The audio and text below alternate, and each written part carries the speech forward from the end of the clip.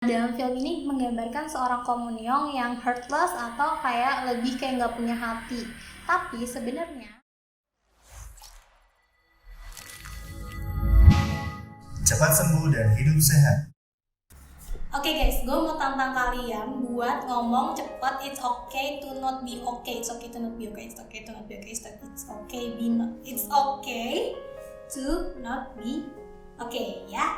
Nah, jadi kali ini gue akan bahas tentang aspek-aspek psikologis yang ada dalam film It's Okay to Not Be Okay ya. Nah, bagi yang udah nonton pasti tahu banget bahwa film ini sebenarnya kayaknya itu bukan dalam artian kayak kayak duit ya, kayak duit materi, tapi ini benar-benar kayak akan cerita-cerita psikologis. Jadi setiap daripada orang-orang di dalam video ini biasanya dia akan menggambarkan satu diagnosis psikologi gitu, karena terutama juga memang ceritanya ini si Gangtenya ini merupakan seorang perawat yang bekerja di rumah sakit jiwa. Makanya juga kebanyakan dari cerita ini membahas tentang pasien-pasien yang ada di dalam rumah sakit jiwa tersebut. Mungkin kalau yang masih ingat boleh komen nama rumah sakit jiwanya apa? Nah, dalam film ini menggambarkan seorang Komunyong yang heartless atau kayak lebih kayak nggak punya hati. Tapi sebenarnya dia memiliki memiliki pengalaman yang tidak mengenakan waktu ketika dia masih kecil, yang dimana dia dibesarkan oleh seorang ibu yang sama. Jadi maksudnya ibunya ini juga memiliki sifat yang harus mendapatkan atau melakukan apa saja yang dia inginkan tanpa memperdulikan lingkungan sekitar atau orang lain. Sama seperti si Komunyong saat sudah besar ya. Cuman mungkin ketika ibunya seiring dengan berjalannya waktu si ibunya ini meninggal, sehingga si Komunyongnya ini dia terpengaruh oleh lingkungan lain yang baik, seperti misalnya seorang Lee Sang-in yang merupakan CEO daripada penerbitan bukunya. Lee Sang-in ini juga sebenarnya dia orangnya lumayan baik ya, jadi dia menanamkan sifat-sifat dan menanamkan bahwa gue nggak bakal pernah ninggalin lo gitu. Nah, terus yang kedua itu adalah kita tahu si Moon Gang-tae. Nah, si Moon Gang-tae ini dia ini salah satu sifatnya sebenarnya dia baik banget ya, mungkin kita bisa lihat tuh orangnya baik banget, tapi kekurangannya adalah dia selalu bilang kayak it's okay, everything will be okay, everything is gonna be okay gitu, semuanya bakalan baik-baik aja, semuanya okay gitu ya.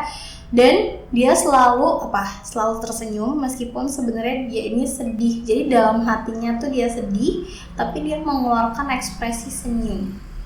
Nah, itu dia tuh kayak seseorang yang membohongi perasaannya sendiri ya gitu. Nah, di dalam film ini gue akan bahas sedikit tentang mekanisme defense atau defense mechanism dari setiap orang.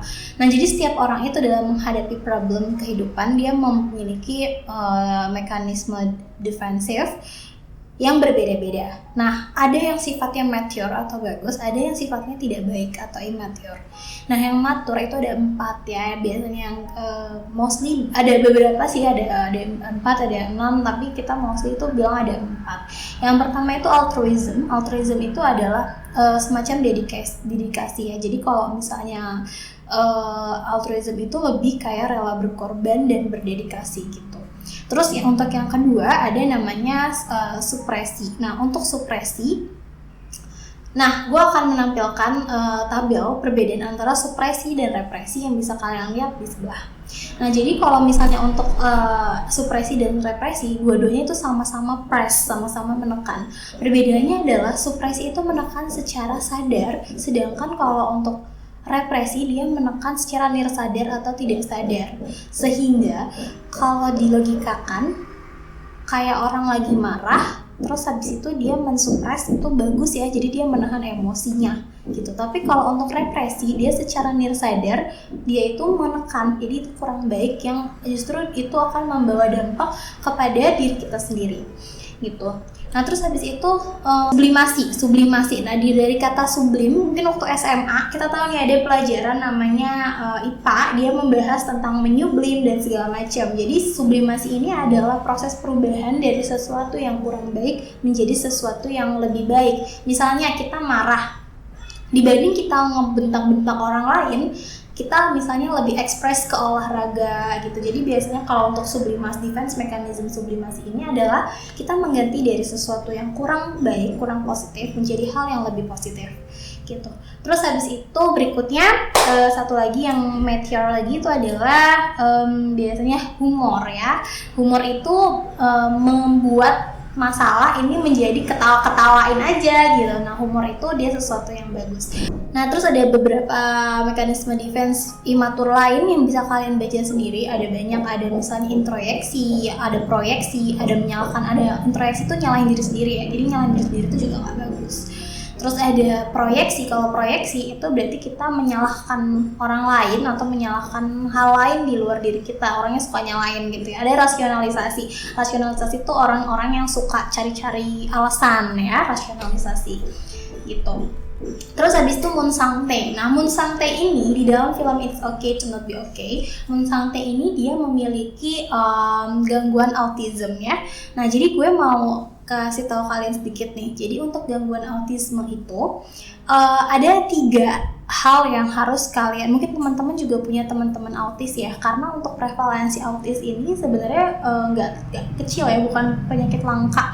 Jadi autisme ini kita bisa menemukan sekitar 1 dari 50 orang gitu. Kalau di United States itu ada yang bilang 1/52, tapi beberapa bisa bilang 1/50 orang itu ada autism.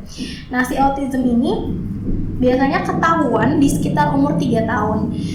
Di sekitar umur 3 tahun itu dia menunjukkan gejala-gejala autisme.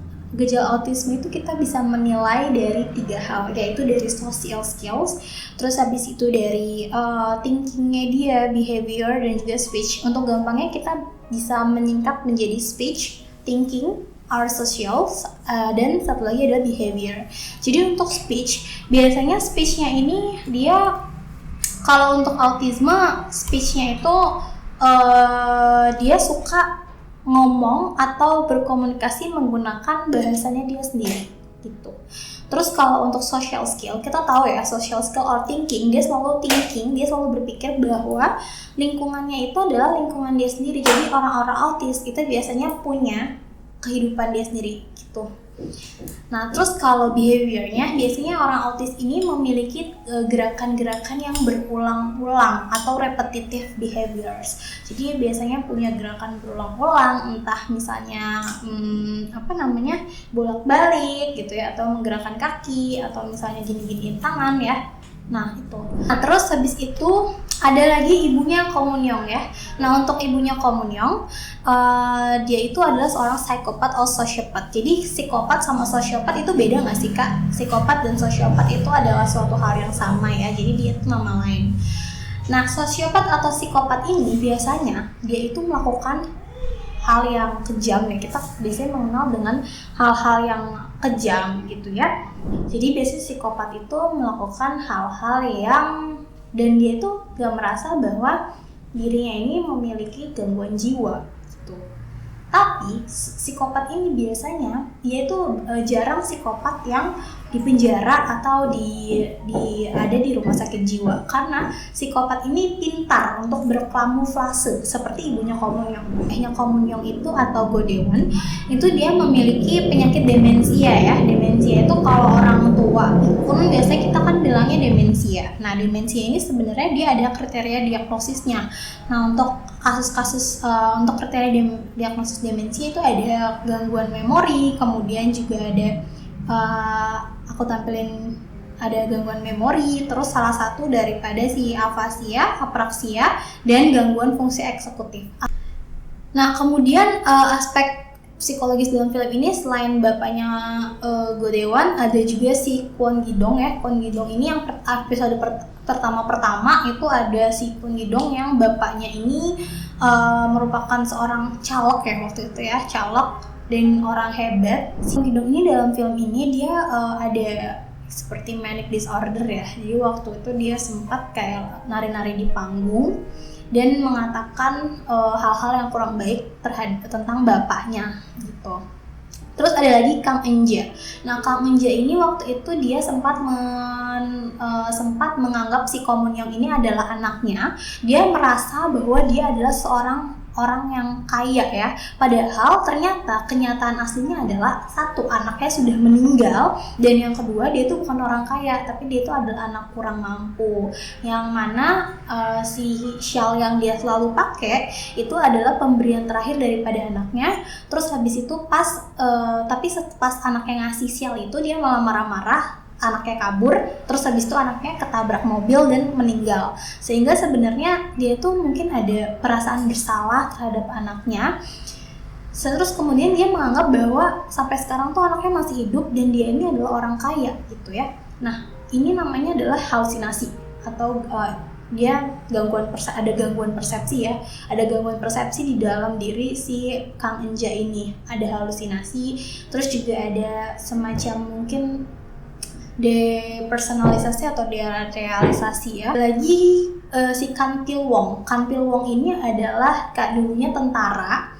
Dia adalah orang yang suka main catur sama si direktur rumah sakit ya. Direktur rumah sakit apa tadi, komen di bawah.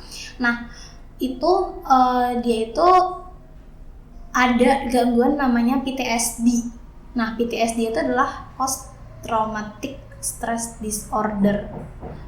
Nah, si gangguan PTSD ini biasanya muncul setelah adanya trauma tersendiri ya, tapi traumanya itu trauma yang dialamin sendiri kemudian, dan biasanya sifatnya berat. Lagi pasangan dari si Lee Ah-rum sama Jo Jung-tae. Nah, Lee Ah-rum sama Jo Jung-tae ini dia pasangan ya, dimana si Jo Jung-tae-nya ini di dalam rumah sakit jiwa ini. Kenapa dia masuk rumah sakit jiwa? Karena dia menderita kecanduan alkohol.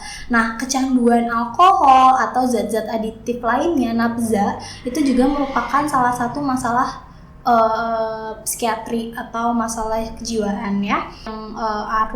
Si Arum ini, dia ini KDRT ya, dia mengalami KDRT sehingga dia mengalami gangguan kecemasan dan depresi. Ya kan ada misalnya sedikit, dia tuh orangnya kayak lebih cemas menghindar gitu kali ya. Jadi ketika ada stimulus dikit, kayaknya dia nggak suka dia sama gue gitu.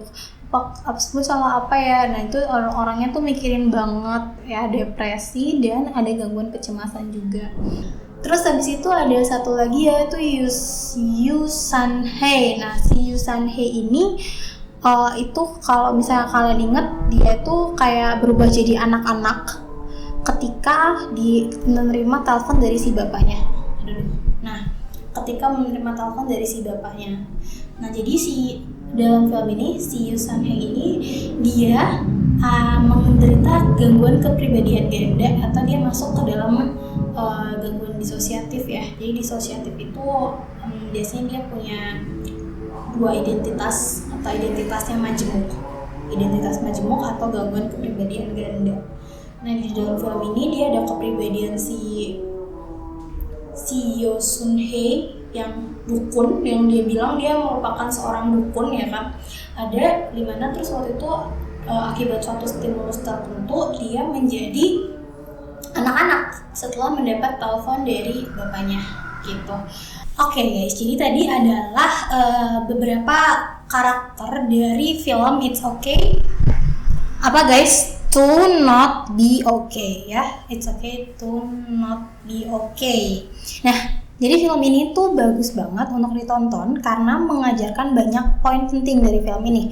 Yang pertama adalah dari judul gedenya aja kita tahu ada kalimat it's okay to not be okay. Jadi nggak masalah kita kalau misalnya merasa bahwa nggak okay, karena justru semakin kita mengetahui bahwa kita nggak oke, kenapa kita nggak oke, dan gimana caranya untuk keluar dari perasaan nggak oke itu adalah semakin bagus.